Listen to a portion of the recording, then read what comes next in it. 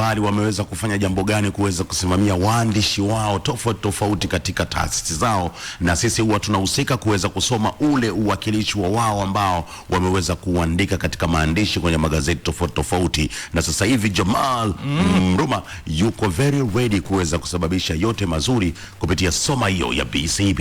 Yes, habari leo gazeti gwiji la habari Tanzania ndo naanza nalo asubuhi ya leo ya tarehe ya 27 ya mwezi wa pili 2026, ambapo imesalia siku moja tu mwezi huu na wenyewe ukatike, basi maisha mengine yaendelee, si ndio maana Sasa inatisha, inaogopesha kweli.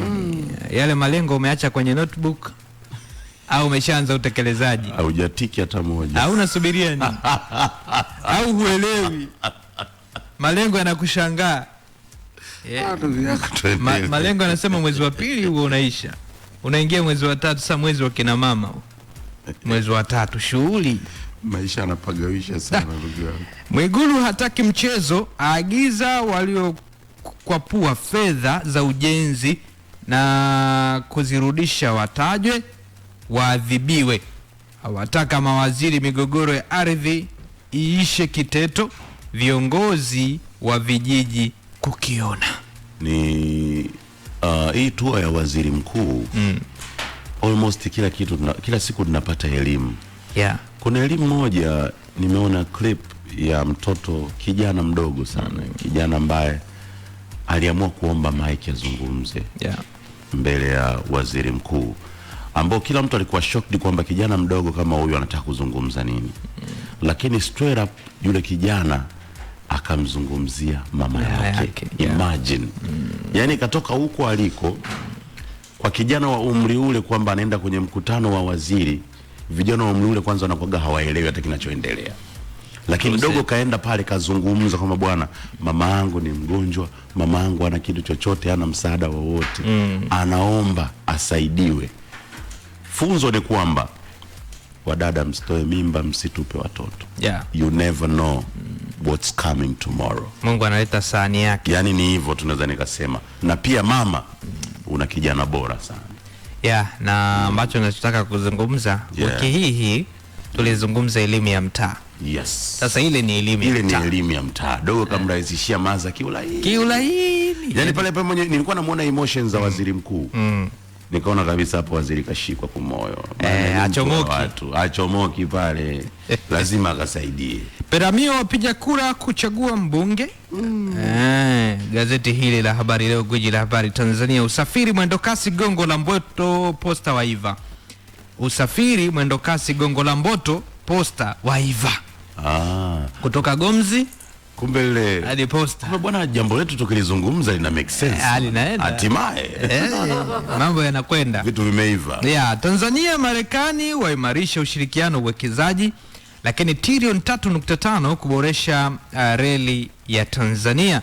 Trilioni 3.5 kuboresha reli ya Tanzania. Lakini kilomita 7 Kitonga kuwa njia 4. Ulega agiza ujenzi uanze mara moja, pia zitawekwa taa. Kitonga. Mlima Kitonga ule.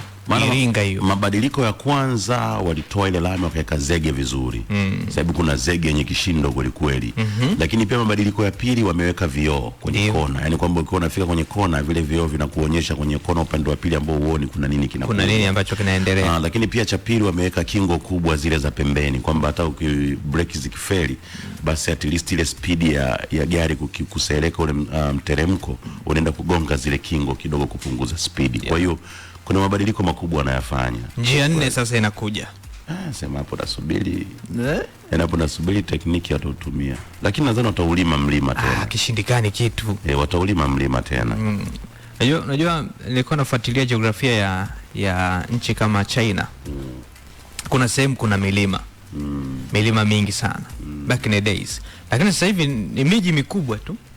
Kwa mfano watu wanaishi. Kwa mfano mimi nataka niweke wazo moja. Unajua watu wengi hawajui, mimi waga nawaambia. Na waziri wa ujenzi anachukua mawazo yule. Waziri wa ujenzi Mheshimiwa Abdallah Ulega. Mheshimiwa Abdallah Ulega Mwanza ndo mkoa wa pili baada ya Dar es Salaam kwenye kuingiza pato. Lakini pia Mwanza ni sehemu ambayo sasa hivi ina happen sana na inatangazwa sana na ina matukio na ina mzunguko mkubwa sana wa fedha. Kwa hiyo nadhani kuna vitu vikifanyika pale itaweza kubadilisha sana ule mji na kuonekana ni moja kati ya mji bora kabisa. Mwanza inafanana typical na mji mmoja unaitwa Monaco. Monaco upo Ufaransa. Ukija kuangalia Monaco ina milima mingi sana. Lakini Monaco kwenye ile milima ndio watu wamepata nafasi kupatiwa fedha, ama watu matajiri wamepatiwa yale maeneo ndio wanajenga madude ya hatari sana.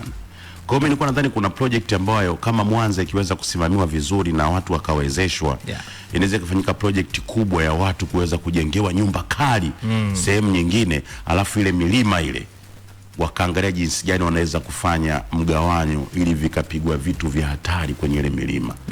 Nilipost Insta story kwenye ile milima ya Mwanza.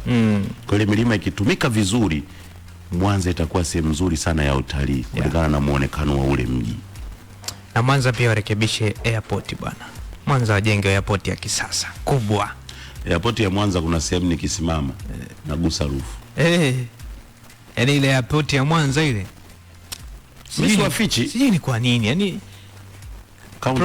profesa tokea dogo mpaka nakuwa ile counter ya ndani pale ya service iko vile vile mshikaji wangu, haibadiliki.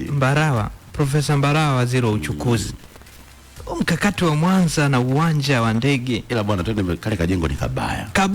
Yani tuache masiala, airport ka Mwanza kale ni kabaya. Unajua pia Mwanza ni mkoa pili kuwa na idadi ya watu. Lakini kuna jengo, lakini pale kuna majengo makubwa yanajengwa. Nadhani ni airport ya pili ndio inajengwa pale pembeni. Uharaka.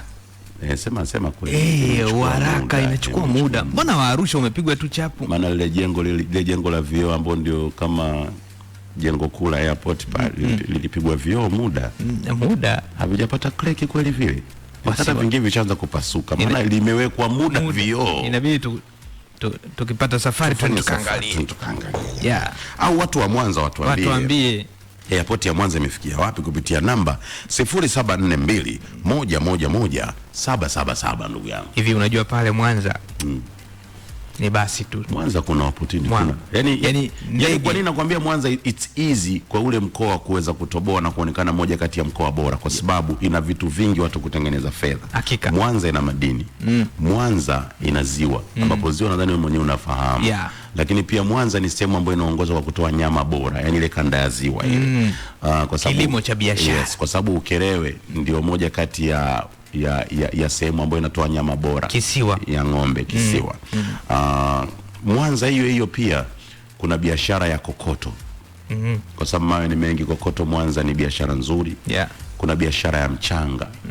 Kwa Mwanza ni sehemu bado mazao. Yaani unajua kuna vitu vingi sana Mwanza ambao kiukweli wauangalie, utawasaidia. Yani serikali wakiujali huu mji utawasaidia sana kwenye pato, watapata mapato ya kutosha. Yani kuna minofu inatokea pale Mwanza inaenda nchi yote duniani, na ule uwanja wa kurekebisha ndio ndege za mizigo zitatua pale kubeba vitu muhimu. Sisi Mwanza unajua tulikuwa sio washamba wa ndege kubwa. Sisi tumeanza kuziona ndege kubwa way back za kuja kuchukua masamaki. Tuleta mandege ya samaki.